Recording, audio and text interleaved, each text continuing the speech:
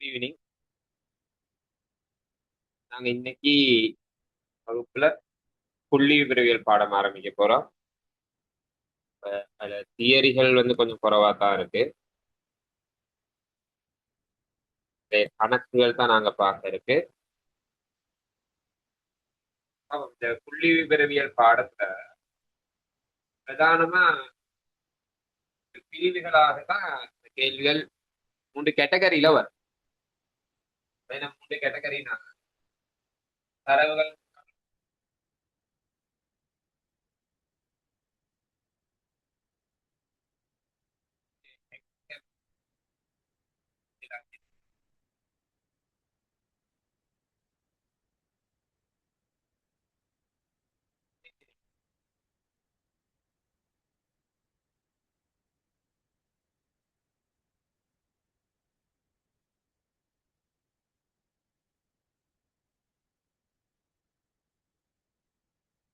3 கேட்டகரிக்குள்ள இந்த பாடத்துல கேள்விகள் வரும். இத சொல்றது மூலத்தரவு தொகுதி. பொதுவா மூலத்தரவு தொகுதி. இத சொல்றது கூட்டமாக்கப்படாத மீடுரன் பரம்பல். இதுக்கு பெயர் கூட்டமாக்கப்பட்ட மீடுரன் பரம்பல். இது ரெண்டுமே மீடுரன் பரம்பல். சரியா? இந்த மேலுள்ளதுக்கு பெயர் கூட்டமாக்கப்படாத மீடுரன் பரம்பல். இந்த இதுக்கு பெயர் கூட்டமாக்கப்பட்ட மீடுரன் பரம்பல். உங்களுக்கு தெரியும், ஒவ்வொரு வருஷமும் உங்களோட ஃபைனல் எக்ஸாம்ல கிட்டத்தட்ட 100க்கு 10 மார்க்ஸ் இந்த பாடத்துல இருந்து வருது. எஸ்ஏ ஒரு கேள்வி, எம்சிக்யூல ஒரு 2-3 கேள்விகள் கட்டாயம் ஒவ்வொரு வருஷமும் இதுவரைக்கும் நடந்த 11 வருஷ பாடத்திலையும் இந்த கேள்விகள் போட்டிருக்காங்க. இதுல மிக முக்கியமான ஒரு பாடம். சரியா? படிச்சு கொண்டா இலகுவான பாடம். நான் இன்னைக்கு உங்களுக்கு சொன்னதுல 3 விதமாக இந்த தரவுகளை பிரிக்கிறாங்கன்னு சொன்ன அதுல மூலத்தரவு தொகுதி அது சார்ந்த கேள்விகளை இன்னைக்கு பார்ப்போம். மூலத்தரவு இதுல கேட்கக்கூடிய விடயங்கள், மூலத்தரவு தொகுதியில என்னென்ன விஷயங்கள் கேட்பாங்களா? இடை கேட்பாங்க, இடையம் கேட்பாங்க, ஆகாரம் கேட்பாங்க, ஆகாரம். அடுத்து வீச்சு தொடர்பா கேட்பாங்க. அடுத்து காலணைகள், முதலாம் காலனை, இரண்டாம் காலனை, மூன்றாம் காலனை. இந்த இரண்டாம் காலனை தான் இடையம்னு சொல்லப்படும். சரியா? அப்ப இதுகள் தான் கேட்பாங்க. ஒவ்வொரு கேள்விகளா பார்க்கக்குள்ள எப்படி செய்யறது, ஒண்ணு கேட்டா எப்படி செய்யறதுன்றதை நாங்க பார்த்துட்டு பாருங்க. முதலாவது கேள்வி இந்த மாதிரி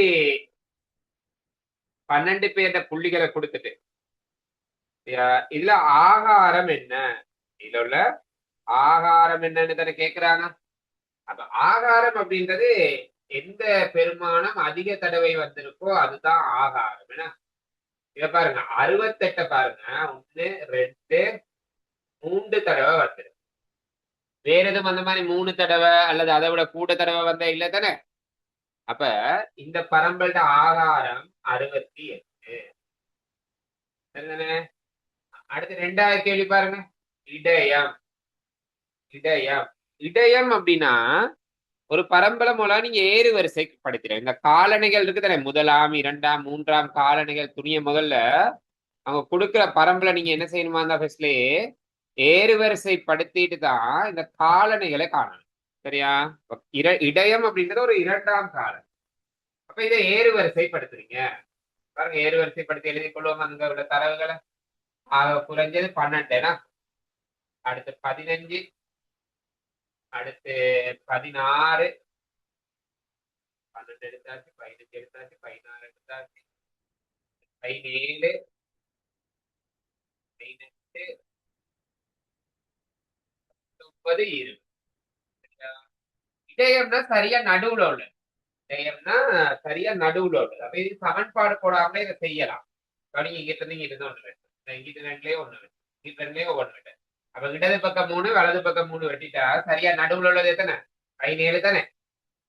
அப்ப இதுல இடையம் 17. சமன்பாடுல செஞ்சு காட்டுறேன் பாருங்க. இடையம் காண்றதுக்கு சமன்பாடு 1 ன் கீழ் 2 சரியா? 1/2 எண்சக ஓராம் ஈட்டு எத்தனை? அப்புறம் அரை.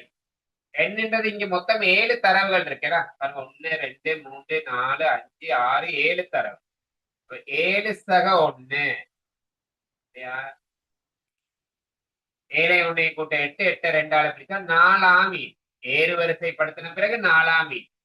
1ஆம் ஈட்டு 12 2ஆம் ஈட்டு 15 3ஆம் ஈட்டு 16 4ஆம் ஈட்டு 17. சமன்பாடுல செய்யலாம். நான் முத சொன்ன மாதிரி சரியா நடுவுல எது இருக்கு அப்படின்னு கண்டுபிடிக்கலாம்.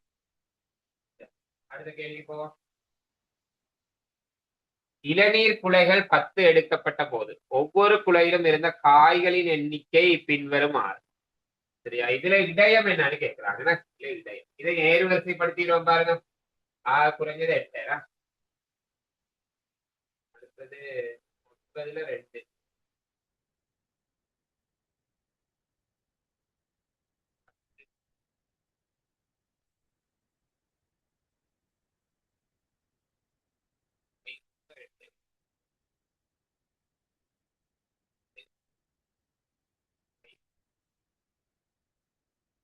இடையத்தின் சமன்பாடு அரை எண்சக ஓராம் இடையம் காணும்.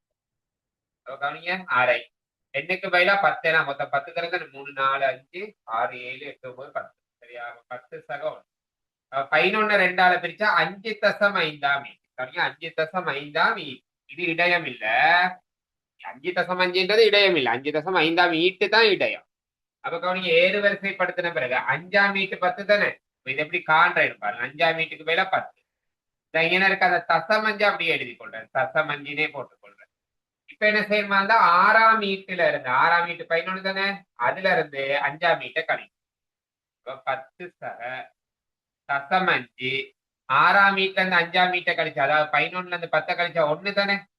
அப்ப இடையத்துக்குரிய ஆன்சர் 10.5. சரியா? இடையத்துக்குரிய ஆன்சர் 10.5. அடுத்து பாருங்க, 4வது கேள்வி. 45 ஆசிரியர் உள்ள ஒரு பாடசாலையில் 10 நாட்களில் காணப்பட்ட அவர்களது வரவு விவரம் வருமா? சரியா? அப்ப ஒரு நாள்ல 39 பேர் வந்திருக்காங்க, இன்னொரு நாள்ல 40 பேர் வந்திருக்காங்க அப்படின்னு போகுதுன்னா, மேற்பட்ட தரவுல வீச்சு என்ன? வீச்சு அப்படின்றது ஆக கூடின பெருமானத்துல இருந்து குறைஞ்ச பெருமானத்தை கழிக்க வாருது. ஆக கூடின வரவு பாருங்க எது இருக்காருன்னா 43. ஆக கூடினது 43. ஆக குறைஞ்சது 35.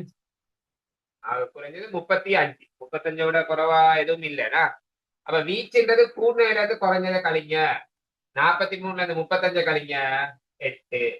43ல இருந்து 35 கழிச்சு பாருங்க 8. உள்ளது எளிமையான கேள்விகள் தான். ஆன்சருக்குள்ள போகலாம். அடுத்து கவனிங்க, 5வது. தொழிற்சாலை ஒன்றில் உரிமையாளர் ஒருவர் பேனைகளை உற்பத்தி செய்ய எண்ணினார். அவர் பேனை ஒன்றின் நீளம் எத்தனை சென்டிமீட்டராக இருக்க வேண்டும் என 5 பேரிலும் கருத்துக்கிறார். அவருக்கு இதற்குரிய ஆகாரம் என்ன? அதிக தடவைகள் இடம்பெறது ஆகாரம் ஆன்சர் 14 சென்டிமீட்டர். அடுத்து வீச்சு என்னன்னு கேட்கிறாங்க. 6வது குயிக்கா பார்த்துட்டு போவோம். சரி, ஆக கூடின பெருமானம் 20, ஆக குறைஞ்ச பெருமானம் 2. அப்ப கழிக்க ஆன்சர் 18. சரியா? கழிக்க ஆன்சர் 18. நான் சொல்றது ஏதாவது பிரச்சனைகள் இருந்தா நீங்க கேள்வி கேட்டுக்கொள்ளலாம். பண்ணி கேட்டுக்கொள்ளலாம். அடுத்து கவனிங்க, ஒரு தொகுதி தரவுகள் முறையே மையப்போக்கு அளவீட்டையும் பரம்பரின் அளவீட்டையும் பிரதிநிதித்துவப்படுத்துவது. சரியா? கவனிங்க, மையப்போக்கு அளவிடை அப்படின்னா பெரும்பாலும் இடையம் ஆகாரம் இது 3 தான் மையத்துல காணப்படக்கூடிய அளவிடை. ஏறு வரிசைப்படுத்தின பிறகு நடுவுல வரக்கூடியது இது 3. கட்டாயம் 3மே நடுவுல வரணும். ஆனா இடையம் கட்டாயம் நடுவு தான். இடையம்ன்றது கட்டாயம் நடுவுல தான் வரும். மத்த 2ம் நடுவுல வருமா இல்லையான்றது அது தரவை பொறுத்து மாறும். சரியா? உங்க கேள்வி ஏதாவது தரவு ஏதாவது கொடுத்து கேட்பாங்கன்னா தான் தரவை பொறுத்து சில வேளை இடை நடுவுலையும் வரலாம், இல்லாமலும் போகலாம். பொருத்தமான கேள்வி வரக்குள்ள அதை சொல்லி காட்டுறேன். ஆகாரமும் அதே மாதிரி தான். சம்டைம் நடுவுல இருக்கும், சம்டைம் இல்லாமலும் போகும். சரியா? பொதுவா நாங்க கைக்கிறது இடையம் ஆகாரம் இதெல்லாம் மைய நாட்டளவை. வீச்சும் காலனை இடைவீச்சு இத பரம்பலின் அளவை அல்லது விலகலின் அளவை அப்படின்னு சொல்லுவாங்க. விலகலின் அளவை அல்லது பரம்பலின் அளவை. அப்ப இங்க மையப்போக்கு அளவீட்டையும் பரம்பலின் அளவீட்டையும் பிரதிநிதித்துவப்படுத்துவதற்கு கேட்கிறாங்க. இல்ல ஆதாரம் இடையம் ரெண்டுமே மையப்போக்கு. முதலாவது ஆன்சர் ரெண்டுமே மையப்போக்கு. இதுல காலனை இடையம், காலனை மையப்போக்கு இல்ல. சரியா? இடையம் மையப்போக்கு, காலனை மையப்போக்கு இல்ல. இடை ஓகே மையப்போக்குன்னு சொல்லலாம். வீச்சு பரம்பல் இது வரலாம். ரெண்டாவது ஆன்சர் எங்க உள்ள ஆன்சர் இந்த ஆன்சர் வரலாம். இரண்டாம் காலனை மையப்போக்கு. இவங்க கேட்டுக்கிறதன்படி மையப்போக்கும் இருக்கணும் பரம்பலும் இருக்கணும் தானே. மையப்போக்கு மட்டும் தான் கொடுத்திருக்காங்க. இதுல பிழையா கொடுத்திருக்காங்க. காலனி இடைவீச்சு மையப்போக்கு இல்ல, காலனி இடைவீச்சு பரம்பல். ஆகாரம் அப்படின்றது மையப்போக்கு. அப்ப ரெண்டையும் மாறி கொடுத்திருக்காங்க. அதனால இது வராது. அவை பொருத்தமான ஆன்சர் இடையும் வீச்சு. இடையும் வீச்சு தான் பொருத்தமான. அடுத்தது பாருங்க, அடுத்த கேள்வி. புள்ளி தொகுதி ஒன்றில் சமமான பெருமானங்கள் கிடைக்கிற இரண்டு அளவீடுகள் எவை? ஒரே ஆன்சரா இருக்கு. சரியா? இடையம் இரண்டாம் காலம் ரெண்டுமே ஒண்ணுனா இடையம் இரண்டாம் காலனி அப்படின்னு சொல்லப்பட்ட ரெண்டுமே ஒரே விஷயத்தை தான் சொல்றாங்க. அடுத்து பாருங்க, 9வது கேள்வி. பாடசாலை ஒன்றில் குறிப்பிட்ட வகுப்பு மாணவர்கள் 7 பேரின் நிறை கிட்டிய கிலோகிராம்ல கொடுக்கப்பட்டிருக்கு. இதுல முதலாம் காலனி என்னன்னு கேட்கிறாங்க. கவனியா, முதலாம் காலனி காண்றதுக்கு சமன்பாடு 1/4 என்சக ஓராம் ஈ. இதான் முதலாம் காலனிக்கான சமன்பாடு. கவனியில எத்தனை தரவுகள் இருக்குன்னு பார்ப்போம். 3, 4, 5, 6, 7 தரவு. 7 சக 1 8/4ஆம் ஈட்டு. 8 4ஆல பிரிங்க 2ஆம் ஈட்டு. ஏறுவரிசைப்படுத்தின பிறகு 2ஆம் ஈட்டு. அப்ப ஆக குறைஞ்சது 34. இதான முதலாம் ஈட்டு. இது 35 தான் 2ஆம் ஈட்டு. ஏறுவரிசைப்படுத்தி பாருங்க, 35 தான் 2ஆம் ஈட்டா வரும். அப்ப 2ஆம் ஈட்டுக்குரிய ஆன்சர் 35. முதலாம் காலனை 35. அடுத்த கேள்வியை பாருங்க. அடுத்த கேள்வி 10வது. மாணவன் ஒருவன் மாதாந்த 9 பாட பரீட்சைகள் பெற்ற புள்ளிகள் வருமாறு. இந்த புள்ளிகள வீச்சையும் காலனை இடைவீச்சையும் சேர்க்கிறாங்க. வீச்சும் காலனை இடைவீச்சு. ஆக கூர்ண புள்ளி 90. அதை விட கூர்ண மார்க்ஸ் இல்லையே. ஆக குறைஞ்சது 60. சரியா? அப்ப இதன்படி பார்த்தா 90ல இருந்து 60 கழிச்சா வீச்சு 30ன்னு வரணும். வீச்சு 30 உள்ளது. முதலாவது ஆன்சர், ரெண்டாவது ஆன்சர். அடுத்து கவனிங்க, காலனை இடைவீச்சு காரணமே. காலனை இடைவீச்சு காண்றதுக்கு காலனை இடைவீச்சு காண்றதுக்கு சமன்பாடுல செய்யறதுன்னா முதலாம் காலனை சமன்பாடு 1/4 என்சக ஓராம். மொத்தம் 9 தரவுகள். 9 சக 1 10 4ஆல பிரிங்க. முதலாம் காலனை அப்படின்றது 2.5ஆம். இப்ப ஏறுவரிசைப்படுத்துவோம். ஏறுவரிசைப்படுத்திக்கிட்டு எழுதுற பாருங்க. 60 60க்கு அடுத்தது 70 60 70 அடுத்து 74 அடுத்து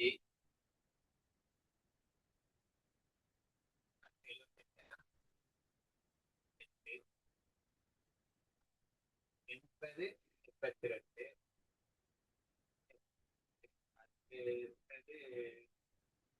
82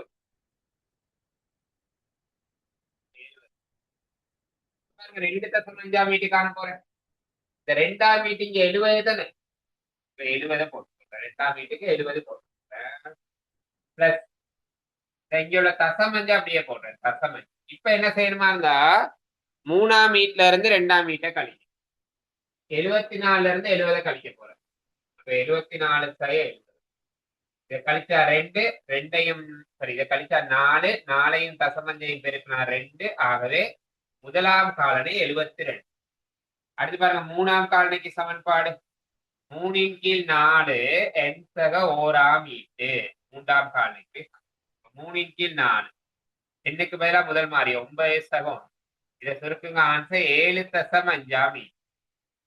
அப்ப பாருங்க 5 6 7 7ஆம் ஈட்டு 82 பிளஸ் இங்கனுள்ள தசமஞ்சு அப்படியே போடுறேன்.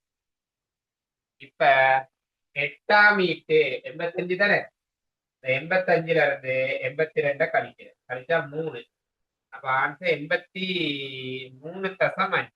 இது மூன்றாம் கால். இப்ப கால்நை இடைவீச்சுக்கான மூன்றாம் கால்நிலையிலிருந்து முதலாம் கால்நை என்ன செய்யணும்? கழிக்க. கழிச்சா ஆன்சர் 11.5. சரியா? அப்ப வீச்சை கால்நை இடைவீச்சை குறிக்கிற ஆன்சர் முதலாவது ஆன்சர்.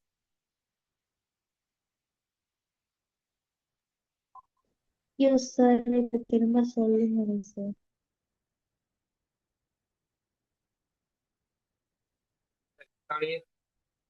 முதலாம் கால்நிலைக்கு சமன்பாடு. திரும்ப இன்னொரு கேள்விகள் வரக்குள்ள, சரி இதே கேள்வி திரும்ப வரக்குள்ள நான் திரும்ப சொல்றேன். அப்படி இல்லாட்டி ஒருக்கா நீங்க நான் இந்த ரெக்கார்டிங் போட்ட பிறகு அதை திரும்ப ஒருக்கா அப்டேட் பண்ணி பாருங்க. சரியா? ஓகே. திரும்ப இதே மாதிரி கேள்விகள் வரும், அந்த டைம்ல நான் சொல்லி தரேன். 11வது கேள்வி. பாடசாலை ஒன்றில் தரம் 11ல் காணப்படும் 11 சமாந்தர வகுப்புகள் கல்வி பொதுத்தராதர சாதாரண பரீட்சை கணித பாடத்தில் விசேட சித்தி பெற்ற மாணவர்களின் தொகை வருமாறு. இதுல வருது பாருங்க, காலநிலை இடைவெளி. இதுல வந்து அனுப்பிக்கொள்ளுங்க. அப்ப இந்த காலனை இடைவீச்சு, அதாவது முதலாம், இரண்டாம், மூன்றாம் காலநிலை காலக்குள்ள முதலாம் நீங்க ஏறு வரிசைப்படுத்திடணும். ஏறு வரிசைப்படுத்தி எழுதணும். இது என்ன ஏறு வரிசைப்படுத்த போறாங்க? ஆக சின்னது 20 தானே? 20. அடுத்த பெருமானம் இருக்கு 21. அடுத்து 22. அடுத்த சிறிய பெருமானம் 23, 24, 25.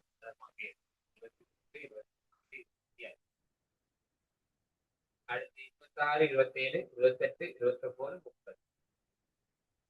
26, 27, 28, 29 ஏறு வரிசை பற்றி. முதலாம் காலனிக்குரிய சமன்பாடு 1/4 எண்சக ஓராம் ஈட்டு. இந்த கேள்வி கொஞ்சம் ஈஸி. 1/4 என்னன்றது எத்தனை தரவு இருக்கு எண்ணி பாருங்க. 11 தரவு. நம்ம சொல்லிட்டாங்க 11 தரவு என்ன? அப்ப எண்ணுக்கு பதிலா 11. 11 ஒன்னையும் கூட்ட 12. 12 4ஆல பிரிங்க 3 ஆமி. இங்க தசம் வரல, அவ்வளவுதான் பிரச்சனை. இங்க தசம் வரல, முதல்ல தசம் வந்துச்சு. அப்புறம் 3ஆம் ஈட்டு எத்தனை? 22. இதே மாதிரி 3ஆம் காலனை காணுங்க. 3ஆம் காலனைக்கு இதுதான் சமன்பாடு. 4 எண்ணுக்கு பதிலா 11 சக 1. இதை சுருக்கி பாருங்க. ஆன்சர் 9ஆம் ஈட்டு. 9ஆம் ஈட்டு நேர் வரிசைப்படுத்தினால 9ஆம் ஈட்டுக்குரிய ஆன்சர் 28. 28. காலனை இடைவீச்சு அப்படின்னா 3ஆம் காலனையில இருந்து முதலாம் காலனையை கழிக்கிறது. 3ஆம் காலனை 28. 3ஆம் காலனை 28 தானே? முதலாம் காலனை 22. 28ல இருந்து 22 கழிச்சா 6. 28ல இருந்து 22 கழிச்சா ஆன்சர் 6. இதுதான் காலனை இடைவீச்சு காண்பது. அடுத்து கவனிங்க 13வது கேள்வி. 13வது. பின்வரும் தரவுகள் தொடர்பாக மாணவர்கள் சிலர் தெரிவித்த விவரங்கள் கீழே காட்டப்பட்டுள்ளன.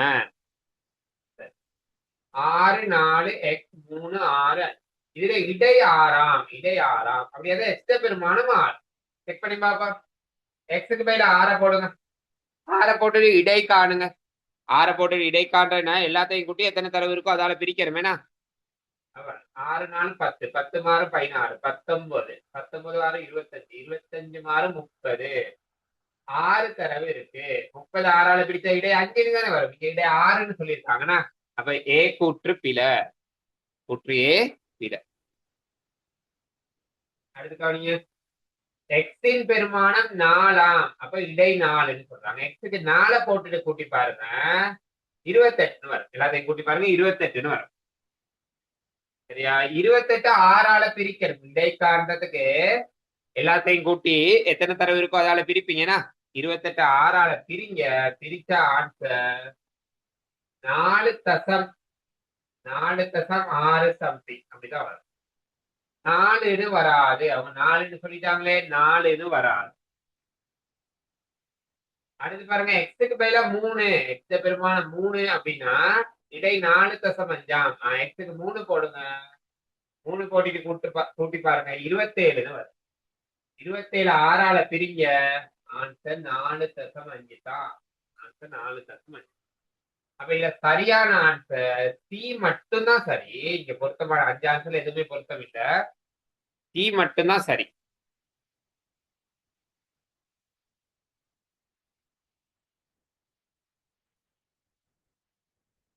அடுத்து 17வது கேள்வியை பாருங்க. 17 மேலோட மிச்சப்பட்ட கேள்விகள் நான் செய்யறேன். ஏன்னா இப்ப மூலத்தரவு தொகுதியில தான் கேள்வி செஞ்சுட்டு போறேன். அங்கிட்டு மீடிரன் பரம்பல் கேள்விகள் செய்யறதுக்கு அந்த டைம்ல விடுபட்ட கேள்விகள் செய்வேன்.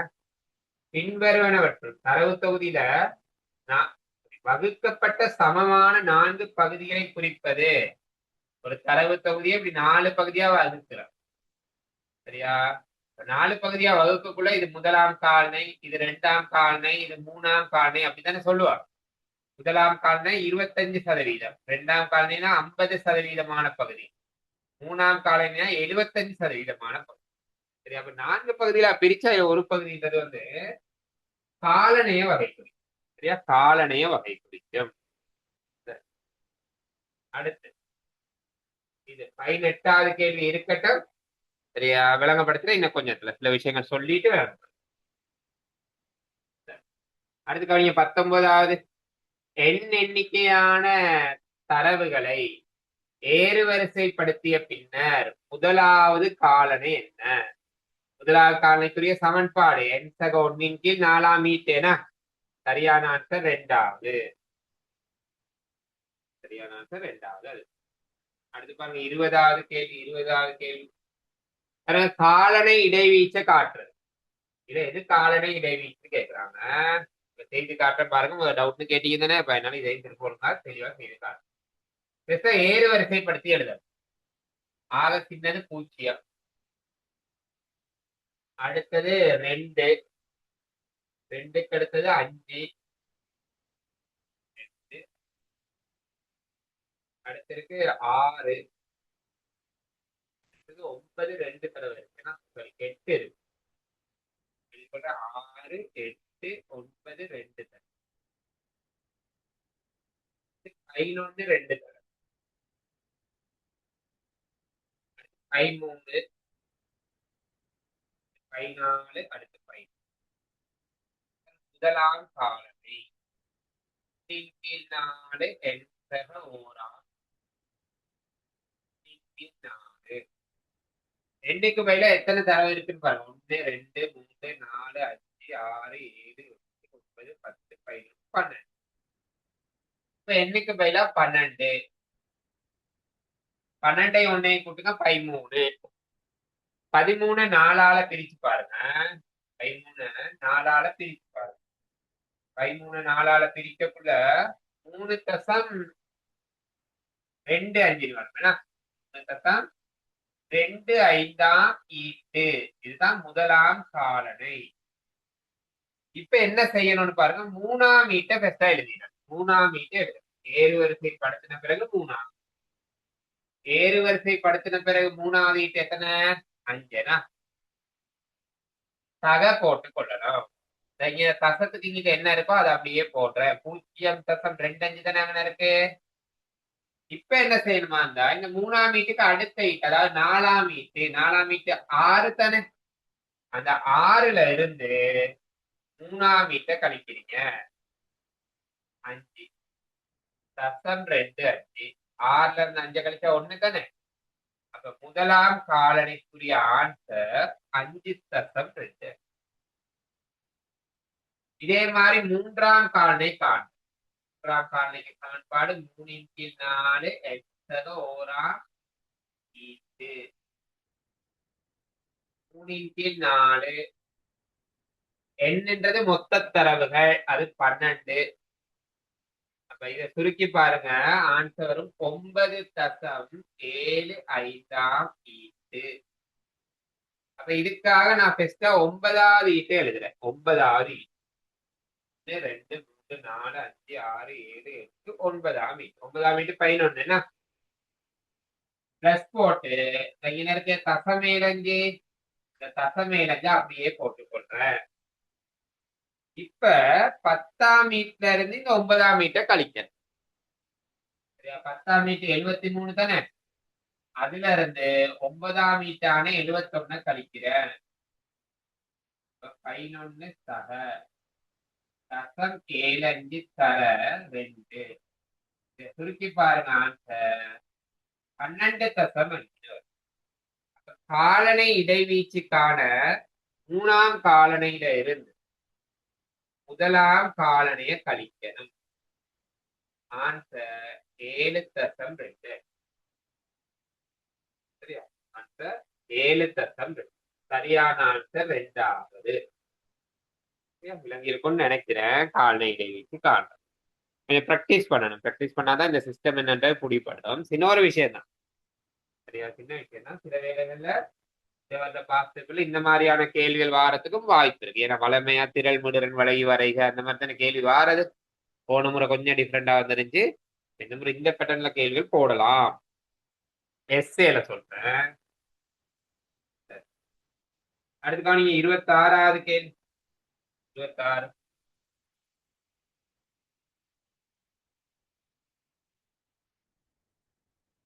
தபால் அலுவலகம் ஒன்றில் ஒரு குறிப்பிட்ட தினத்தில் கிடைத்த 5 பொதிகளின் நிறை வருமாறு. இந்த நிறையில இடை கேட்கிறாங்க. அப்ப உங்களுக்கு தெரியும், இந்த நிறையில இடை காணணுமா இருந்தா 5ஐயும் கூட்டி 5ஆல பிரிக்கிறோம். ஏன்னா 5ஐயும் கூட்டி பாருங்க.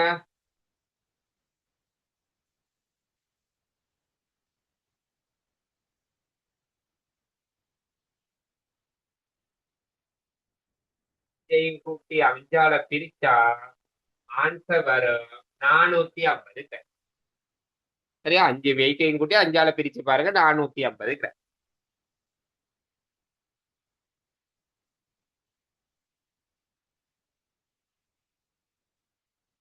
அடுத்த கேள்வி 27.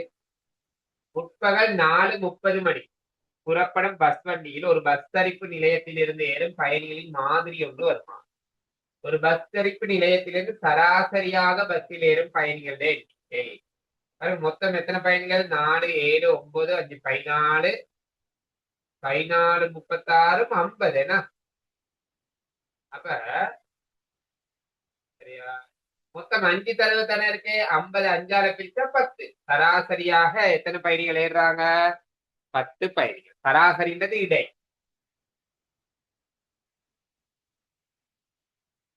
அடுத்து 29, 30 எல்லாம் இருக்கட்டும். இன்னும் கொஞ்சம் விஷயங்கள் சொல்லி கொடுத்துட்டு பார்ப்போம். கவனிங்க இதுல 3வது கேள்வி பாருங்க. 3வது கேள்வி இது கொஞ்சம் யோசிக்கக்கூடிய கேள்வி. இந்த 3வது 4வதும் செய்து காட்டுறேன், என்னன்னு பாருங்க. இந்த எண்கள் தொடர்பாக பின்வரும் ஒவ்வொரு சந்தர்ப்பத்திலும் ஆகாரம் என்ன அப்படின்னு காணுங்க அப்படின்னு சொல்லுங்க. அதாவது எக்ஸ் வந்து 9க்கு சமன் இல்ல, வந்து 9க்கு சமன் இல்லாட்டி 11 3 தடவை தானே இருக்கு. ஆகாரம் 11 தான். சரியா? ஏன் எக்ஸுக்கு 9 போட மாட்டேங்குது தானே, 9 தவிர வேற ஏதாவது ஒரு இலக்கம் தானே போடுவீங்க. இப்ப போட்ட ஆகாரம் வந்து சரியா, ஆகாரம் வந்து 11.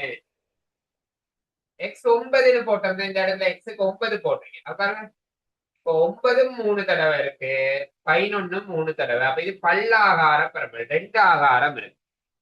சரியா? 9 ஒரு ஆகாரம், 11 இங்க ஒரு ஆகாரம். இது ஒரு பல் ஆகார பரம்பரை. அது பாருங்க 4வது கேள்வி. இந்த பரம்பரை இடை என்னன்னு கேட்கிறாங்க. இடை வேறுவரிசைப்படுத்தியே தான் இருக்குன்னா, வேறுவரிசைப்படுத்தியே தான் இருக்கு. இடைக்கான சமன்பாடு அரை எண்சக ஓராம் ஈட்டு. இதனை இடைக்கான சமன்பாடு அரை. எண்ணுக்கு பதிலா நான் போட்டுக்கொள்றேன். மொத்தம் எத்தனை? 6 தரவேனா, 6 சகம். அப்ப ஆன்சர் இடை 3.5ஆம் ஈட்டு. 3ஆம் ஈட்டு 42 பிளஸ் தசம் 5. 4ஆம் ஈட்டுல இருந்து, அதாவது 52ல இருந்து 3ஆம் ஈட்டை கழிக்கிறீங்க. இப்ப ஆன்சர் 47. இடைக்குரிய ஆன்சர் 47. இப்ப கவனிங்க, அடுத்து என்ன சொல்ல வர, அடுத்து என்ன சொல்ல வர,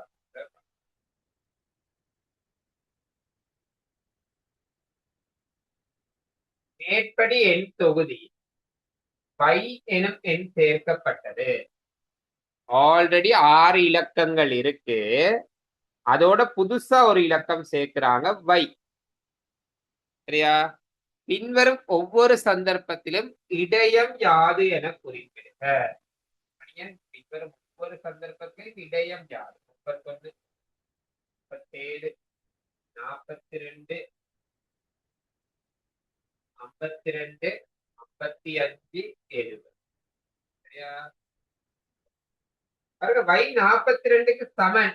42க்கு சமன்னா இந்த இடத்துல நீங்க வைய போடலாம் தானே, இந்த இடத்துல வை, அல்லது இந்த இடத்துக்கு முன்னுக்கு வைய போடுவீங்க. இப்ப யோசிச்சு பாருங்க, 7 தரவு இருக்குன்னா 7 தரவு.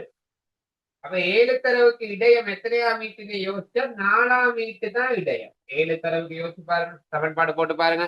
7 1 கூட்ட 8, 8 2ஆல பிரிங்க, 4ஆம் மீட்டு இடையம். சரியா? 4ஆம் மீட்டு. இப்ப யோசிச்சு பாருங்க, வை 42 அல்லது 42 விட சின்னதுன்னா, சரியா, வைய நீங்க இங்கிட்ட எங்க வேணாலும் போடலாம்.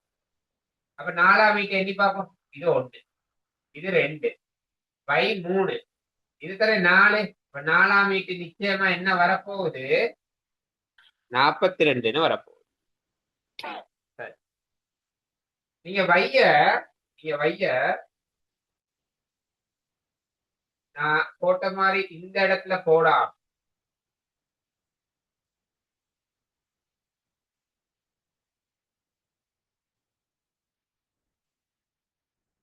வைய இது எங்க போட்டு யோசிச்சு பாருங்க. இப்ப இது 1ஆம் மீட்டு, இது 2ஆம் மீட்டு, வைத்தா 2ஆம் மீட்டு, 37 3ஆம் மீட்டு, 42 4ஆம் மீட்டு. முதலாவது கேள்விக்குரிய ஆன்சர் இடையம் 42. சரியா? வைய 42க்கு முன்னுக்கு எங்கன வேணாலும் போடலாம். ஏன் 42 விட சின்னது தானே. அப்ப 4ஆம் மீட்டு வரும், 42க்கு தான் வரும். அடுத்தது பாருங்க, அடுத்தது வைட பெருமானம் 42க்கும் 52க்கும் இடையில. அப்ப இனத்தனை போடணும். சரியா? வைட பெருமானம் 42க்கும் 52க்கும் இடையிலன்னா நான் அந்த இடத்துலதான் போடலாம், ஏன்னா வேற ஆப்ஷன் இல்லை. இப்போ யோசிச்சு பாருங்க, இது முதலாம் மீட், இது 2ஆம் மீட், இது 3ஆம் மீட், வைத்தா 4ஆம் மீட், வைத்தா 4ஆம் மீட். ஏன்னா அப்ப இங்க இடையம் வை. என் வைக்கு என்ன ஆன்சர் தெரியாது, இங்க இடையம் நிச்சயமா என்ன வரப்போகுது? வைன்னு தான் வரும். அடுத்த ஆப்ஷன் பாருங்க, அடுத்த ஆப்ஷன் வை 52க்கு சமன் அல்லது 52 விட பெருசுனா இங்கிட்டு தலை போய் வையா ஒண்ணு இந்த இங்க போடலாம், அல்லது இங்க போடலாம், அல்லது இங்க போடலாம். ஆனா இப்ப எண்ணி பார்ப்போம். 4ஆம் மீட்டு, இது முதலாம் மீட்டு, இது 2ஆம் மீட்டு, இது 3ஆம் மீட்டு, 4ஆம் மீட்டு என்னதான் வரும்? 52 தான் வரும். ஏன்னா அப்ப சி பகுதிக்குரிய ஆன்சர் 52. சி பகுதிக்குரிய ஆன்சர் 52. இது கொஞ்சம் கிரிட்டிக்கலா யோசிக்கணும், யோசிச்சுதான் செய்யும். சரியா? முதலாவதுக்குரிய ஆன்சர் வரும் 42, 2ஆவதுக்கு இடையம் வை, 3ஆவதுக்கு இடையம் 52.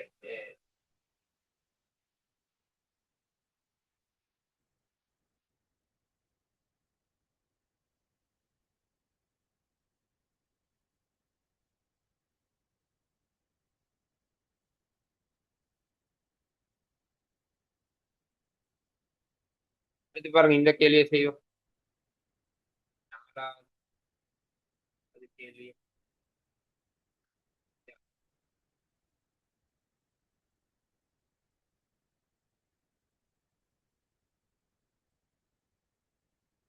நாலு 6 12 4 ஆகிய எண்கள்ட இடையேறாம் ஆகாரம் 4ஆம். எக்ஸ்கமா வைட பெருமானம் என்னன்னு கேட்கிறான்.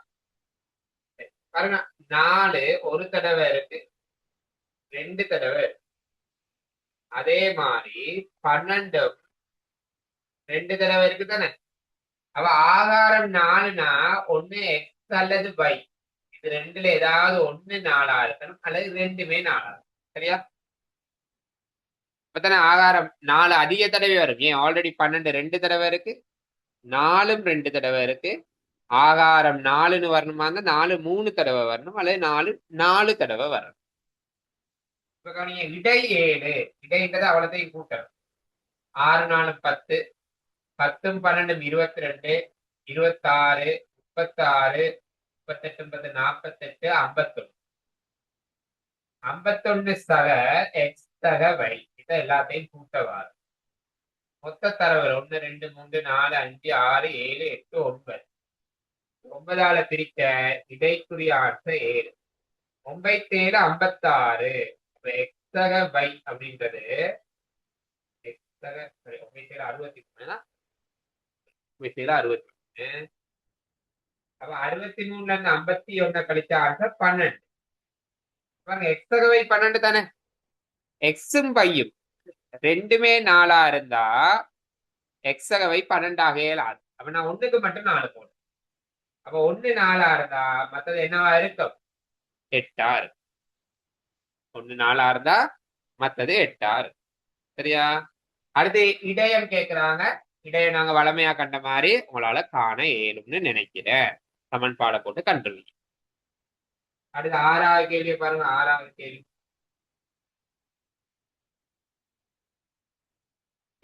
எண்களினது இடை 5. எத்தனை எண் இருக்குன்னு சொல்றாங்கன்னா எண் எண். அந்த எண் எண்களோட கூட்டுத்தொகை எவ்வளோடு தெரியாது, அதை நான் எக்ஸ்னு எடுக்கிறேன். கூட்டுத்தொகைய தரவுகளின் எண்ணிக்கையால பிரிச்சா தானே இடை வரும். சரியா? கூட்டுத்தொகைய தரவுகளின் எண்ணிக்கையால பிரிச்சா தானே இடை வரும். நான் கூட்டுத்தொகை எக்ஸ்னு போட்டேன், தரவுகளின் எண்ணிக்கை என்னன்னு போட்டேன், பிரிக்க வர ஆட்டு இடை 5. இப்ப கவனிங்க, அதுல உள்ள அந்த நிறைய எண்கள் இருக்கேனா, அந்த எல்லா எண்களையும் கூட்ட வரான்ட்டு என்னன்னு தெரியாது, அதுதானே எக்ஸ்னு எடுத்திருக்கோம். அதோட புதுசா ஒரு 13ன்னு ஒரு இலக்கத்தை சேர்க்கிறாங்க. புதுசா 13ன்னு ஒரு இலக்கத்தை சேர்க்கிறாங்க. அப்ப ஆல்ரெடி எண்கள் இருந்துச்சு, இப்ப எக்ஸ்ட்ராவா ஒரு எண் சேருது. அப்ப அந்த தரவுல இப்ப எத்தனை எண்கள் இருக்குமா இருந்தா n+1 எண்கள் இருக்கு. சரியா? 13ன்னு புதுசா ஒரு இலக்கம் போகுது தானே. ஆல்ரெடி கூட்டுத்தொகை எக்ஸா இருந்துச்சு, 13ன்னு சேர்க்கிறாங்க. அப்ப இப்ப புதிய கூட்டுத்தொகை எக்ஸக 13. அப்ப புதிய இடைன்றது இந்த புதிய கூட்டுத்தொகைய புதிய தரவுகளின் எண்ணிக்கையால பிரிக்க வரே தானே. பிரிக்க ஆன்சர் 6 அப்படின்னு சொல்றாங்க. அப்ப கவனிங்க, எக்ஸக 13 சமன் என் சக 1 போய் பெருக்கப்பட்டா 6 என் சக 6. சரி, நான் காண வேண்டியது எந்த பெருமான். இந்த முதலாவது சமன்பாடு உங்ககிட்ட எடுத்திருக்கேன் தானே. இதுல இருந்து சொல்லலாம் எக்ஸ் சமன் 5n. அப்புறம் இங்க எக்ஸுக்கு பதிலா நான் போட்டு கொள்றேன் 5n சக 13 சமன் 6n சக 6. சுருக்குங்க, n சமன் ஆன்சர் வரும் 7ன்னு சொல்லும். n சமன் ஆன்சர் 7ன்னு வரும். அப்ப ஃபர்ஸ்ட் செஷன் இதோட முடிக்கிற. லெஃப்ட் ஆயிட்டு ஒரு 2 மினிட்ஸ்ல ரீஜாயின் ஆகிக் கொள்ளுங்கள்.